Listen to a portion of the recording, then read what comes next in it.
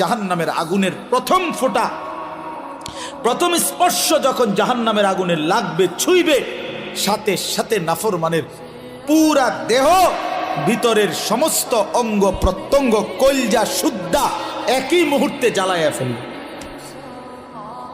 দুনিয়ার আগুন কখনোই এভাবে জ্বলে না।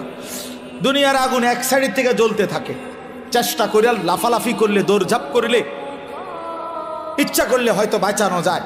এটুকু পুড়ে গেছে, বাকিটা বাইচা গেছে, এটুকু পুইরা গেছে, বাকিটা বাইচা গেছে, আঙ্গুলগুলো পুইরা গেছে, বাকিটা বাইচা গেছে, ঠিক না?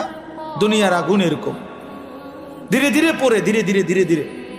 কিন্তু আল্লাহর কসম, আল্লাহ কোরআনে বলছে, জাহান্নামের আগুন যখন প্রথম সেকেন্ড স্পর্শ করবে, কলজা সুদ্ধা ভেতর বাহির পুরাটা একসাথে প্রথম মুহূর্তেই জ্বালায় ফেলবে। লাভ দিবেন, দৌড়াবেন না। ইন্নাহা আলাইহিম মুসাদা ফি আমাদিম মুমাদ্দাদা। আল্লাহ বলেন, আগে জাহান্নামের মোটা খুঁটিতে বান দেওয়া হবে, এরপরে আগুন জ্বালানো। হ্যাঁ, এটা কোরআন শরীফের আয়াত।